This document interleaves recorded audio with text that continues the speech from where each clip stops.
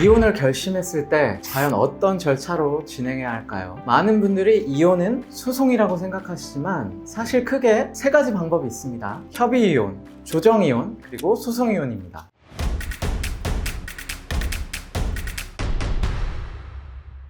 오늘은 이 세 가지 이혼 절차와 그 차이점을 차근차근 알려드리겠습니다.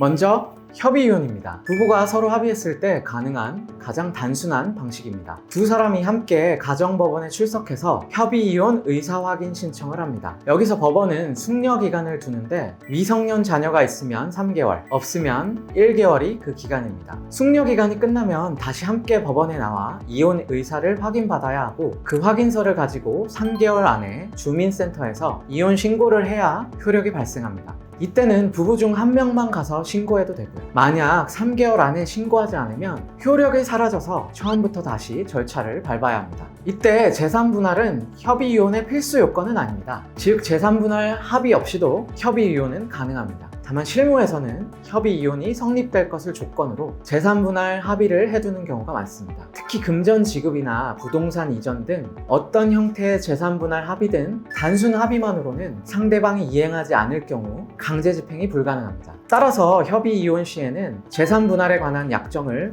공정증서로 작성해두는 것이 실무상 안전합니다. 공정증서에 강제집행 승낙 조항을 포함시키면 금전 지급뿐만 아니라 부동산 이전 등도 강제집행이 가능해질 수 있습니다. 또 미성년 자녀가 있으면 반드시 양육자, 양육비, 면접 교섭권을 협의해서 서면으로 제출해야 합니다. 법원이 작성하는 양육비 부담 조서는 훗날 양육비가 지급되지 않을 경우 강제 집행할 수 있는 집행 권한이 됩니다. 협의이혼의 장점은 빠르고 비용이 거의 들지 않는다는 점입니다. 반면 단점은 상대방이 협의에 응하지 않는다면 진행이 불가능하다는 점입니다. 심지어 협의이혼 절차를 모두 거쳐놓고 나중에 신고를 하지 않는 경우라면 협의이혼의 효력이 아예 없어질 수 있습니다. 다음은 조정이혼입니다. 부부끼리 직접 협의는 어렵지만 타협의 여지가 있을 때 선택하는 방식입니다. 한쪽이 법원에 신청하면 조정위원회가 열려서 양육권, 재산분할, 위조료 같은 쟁점들을 중재합니다. 여기서 합의가 이루어지면 곧바로 확정 판결과 같은 효력이 생기고 강제 집행도 가능합니다. 조정이 성립되면 그 즉시 이혼이 확정되므로 이후에 다른 이혼 방식으로 바뀔 수 없습니다. 당사자가 꼭 나와야 하나요? 라는 질문을 많이 받는데 조정이혼에서 원칙적으로는 출석하는 게 좋습니다. 하지만 변호사를 선임했다면 대리 출석도 가능하고 쟁점이 이미 서면으로 정리된 경우라면 꼭 당사자가 나오지 않아도 진행될 수 있습니다. 조정이혼의 장점은 숙려기간이 없고 조정이 성립되면 바로 확정된다는 것입니다. 반면에 단점은 합의가 끝내 안 되면 결국 소송으로 넘어간다는 점입니다. 마지막은 소송이혼입니다. 협의도 조정도 다 안 됐을 때 최종적으로 가는 절차예요.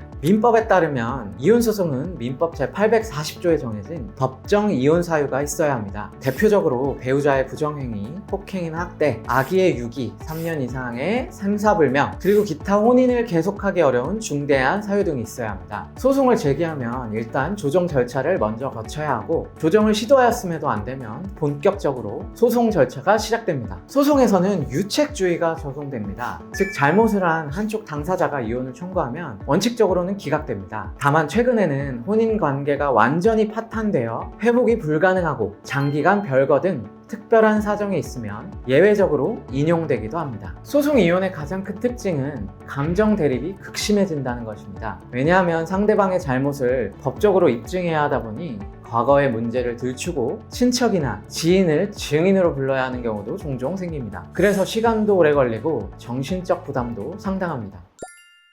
정리하자면 합의가 원만하다면 협의이혼, 당장의 합의가 어렵지만 그래도 어느 정도 타협 가능성이 있다면 조정이혼, 반면에 끝까지 다퉈야 하는 상황이 있다면 소송이혼으로 가야 한다는 것입니다. 다음 영상에서는 각 절차별로 실제 준비 과정에서 반드시 챙겨야 하는 핵심 포인트들을 제가 알려드리겠습니다. 지금까지 임기응변 후은기 변호사였습니다. 구독과 좋아요 부탁드립니다. 더 유익한 영상으로 돌아오겠습니다. 감사합니다.